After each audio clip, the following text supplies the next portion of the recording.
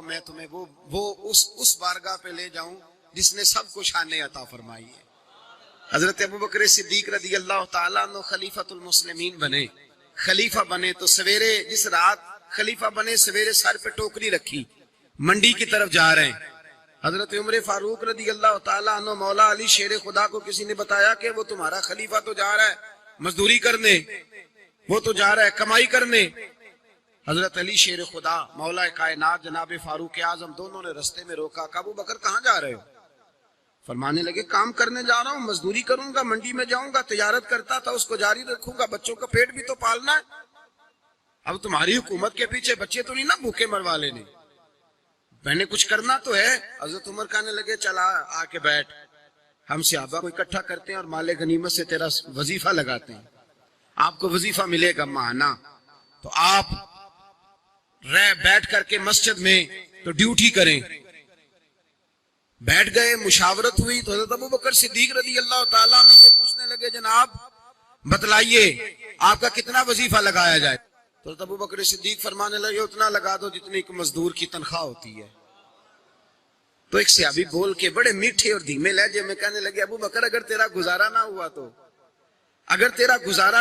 حضرت ابوبکر صدیق فرمانے لگے اگر میرا گزارا نہ ہوا تو میں مزدوروں کی تنخواہوں میں اضافہ کر دوں گا، اگر مزدوروں کے گھر جلنے لگیں گے تو میرا بھی چلے گا، میں ان کی تنخواہیں بڑھاؤں گا صرف اپنی۔ تو مزدور کے حقوق کا تعین کیا۔ سب سے پہلے تو میرے نبی پاک علیہ السلام نے منع فرمایا، جس کو مزدوری پر رکھو پہلے اس کے ساتھ اجرت طے کرو۔ حضور صلی اللہ علیہ وسلم نے فرمایا جب تک اجرت واضح نہ ہو جاؤ کسی کو کام پر، جب تک اجرت واضح نہ ہو جائے مکمل نہ ہو جائے کہ کیا دینا ہے طے کریں، کیا لوگے جو جناب دے دیں گے لے لوں گا، شریعت اس کو پسند نہیں کرتی، محبوب نہیں رکھتی۔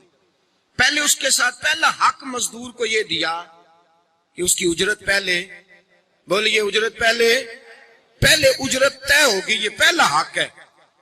اور مزدور کا دوسرا حق کیا بیان کیا میرے نبی پاک نے؟ فرمایا جب، اور یہ ایسی اعلیٰ بات ہے کہ جتنے حقوق لکھنے والے ہیں نا، جتنے بین الاقوامی سطح پر انسانی حقوق کا چارٹر بنانے والے ہیں، وہ کہتے ہیں کہ یہ ایسا نقطہ حضور نے بیان کر دیا ہے کہ اس سے آگے کو بڑھ ہی نہیں سکتا، یہ ایسی بات ہے کہ جس کی شرح بھی کوئی نہیں کر سکتا۔ میرے حبیب کریم علیہ السلام نے فرمایا پہلے طے کرو، اور کیا خوبصورت لفظ ہے، قانون بنا دیا۔ فرمایا جب مزدور مزدوری کر لے تو اس کا پسینہ خشک ہونے سے پہلے اسے ادا کر دینا، اس کا پسینہ خشک ہونے سے پہلے اسے اس کی مزدوری دے دو۔ ایک صحابی اپنے خادم غلام کو مار رہے تھے تو میرے نبی پاک تشریف لائے، فرمایا کیوں اسے مار رہا ہے؟ حضور غلطیاں بڑی کرتا ہے۔ تو نبی پاک نے فرمایا جتنا تجھے اس پر اختیار ہے نا اس سے کہیں بڑھ کر میرے رب کو تیرے اوپر بڑا اختیار ہے۔ کہا حضور یہ بڑی غلطی کرتا ہے، میں آخر کتنا معاف کروں؟ تو حضور نے فرمایا اتنا معاف کر جتنا میرا رب تجھے معاف فرماتا ہے۔ پتہ ہے تیری صبح سے لے کر شام تک کتنی کوتاہیاں ہیں۔ درگزر کا حکم دیا، پہلا حق یہ دیا مزدوری طے کرو، دوسرا حق یہ دیا پسینہ خشک ہونے سے پہلے ادا کرو، تیسرا حق یہ دیا کہ اس سے درگزر کرو، غلطی ہو جائے تو درگزر کرو۔ تو یا رسول اللہ مزدوری کتنی دیں؟ میرے نبی پاک بخاری مسلم حضور سید عالم صلی اللہ علیہ وسلم نے فرمایا مزدور کا حق بیان کیا نبی پاک نے، اور ایک بات ارشاد فرمائی تو اس کے اندر کئی پہلو، ایک حدیث میں کئی پہلو بیان فرمائے۔ حبیب پاک نے فرمایا جیسا تم کھاتے ہو ویسا ہی اسے، بھئی بس ختم ہو گئی بات۔ اتنی بڑی بات کر دی سرکار نے۔ کبھی دیکھا ہے آپ نے کہ مزدور کو ایسے کھلایا جا رہا ہو جیسا مالی کھا رہے ہیں؟ حضور نے فرمایا بھئی مزدوروں کا حق یہ ہے کہ جیسا تم نے کھانا ہے ویسا اسے کھلانا ہے، اور فرمایا جیسا تم نے پہننا ہے ویسا اسے پہنانا ہے۔ اور پھر میرے حبیب کریم علیہ السلام نے ارشاد فرمایا اس کی ہمت سے بڑھ کر تم اس پر بوجھ نہیں ڈال سکتے، جتنا کام وہ کر نہیں سکتا اتنا تم اسے دے نہیں سکتے۔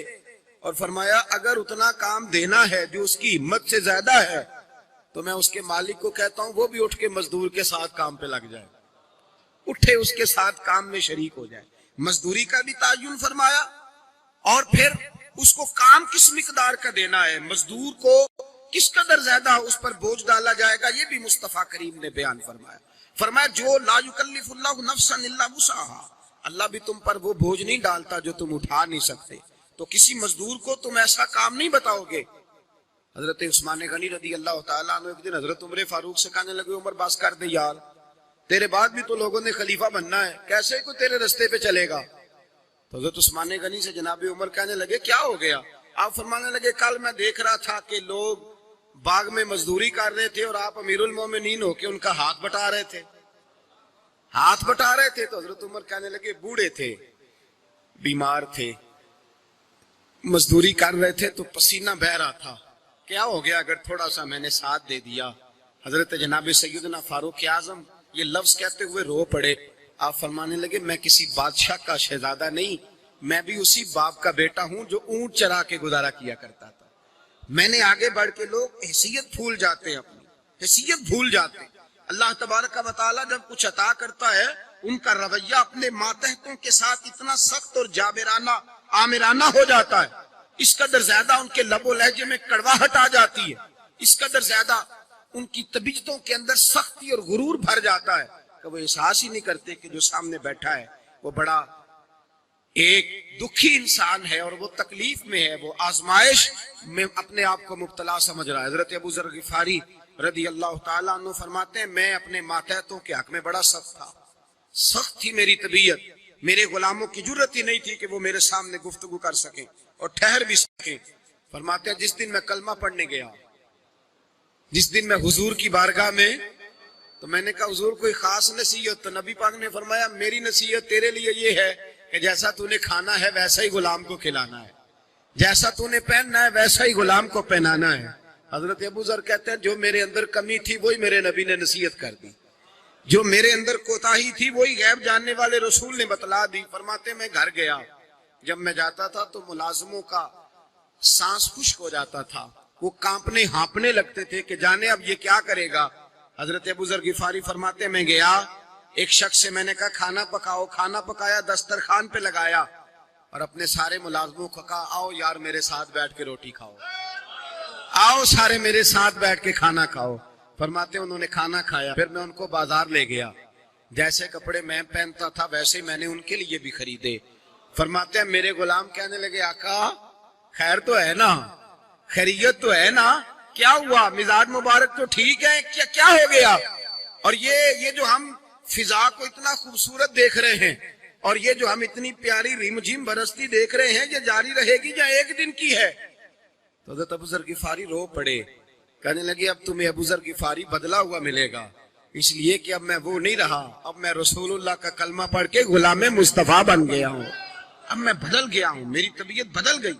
غلاموں کے حق میں حضرت مولا علی شیر خدا غلام کو لے کر کے گئے دکان پر، حضرت مولا علی غلام کو لے کر گئے کپڑے کی دکان پر، 2 جوڑے خریدے، ایک کم قیمت کا ایک زیادہ قیمت کا، ایک کم قیمت کا ایک زیادہ قیمت کا، 2 جوڑے خریدے۔ جب واپس لوٹے تو غلام سے کہنے لگے تو اپنا لے لے۔ غلام کو پتا تھا کہ اس زمانے میں ہوتا کیا تھا، اس نے کم قیمت کا جوڑا اٹھایا، حضرت علی فرمانے لگے عجیب آدمی ہے، یہ تو تیرا نہیں یہ تو میرا ہے۔ اس نے کہا حضور کس طرح سے؟ آپ فرمانے لگے تیرے لیے قیمتی جوڑا اس لیے خریدا ہے کہ تو جوان ہے، اور میں نے اپنے لیے اس لیے چھوٹا خریدا ہے کہ میں تو اب بوڑھا ہو گیا ہوں، یہ تو حاجت نہیں۔ کہنے لگا حضور بوڑھے اور جوان کا مطلب نہیں، آپ علی ہیں، من کنت مولا فہذا علی علی مولا، علی مولا، آپ چونکہ مولا علی ہیں اور آپ امیر المومنین ہیں، لہذا آپ نے تخت پر بیٹھنا ہے، آپ نے سلطنت کو چلانا ہے، آپ پہنیے۔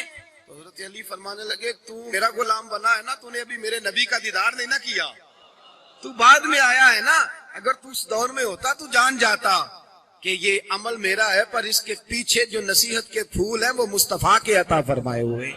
تو بھائی یاد رکھیں نبی کریم سید عالم صلی اللہ تعالی علیہ وآلہ وسلم نے تعین فرمایا مزدور کے حقوق کا، تعین کیا۔ حضرت حکیم بن حزام کہتے ہیں میں حضور کی بارگاہ میں بیٹھا تھا تو نبی پاک صلی اللہ علیہ وسلم سے میں نے کہا یا رسول اللہ آپ کو کون سا آدمی پسند ہے، کون سا محنت کرنے والا پسند ہے؟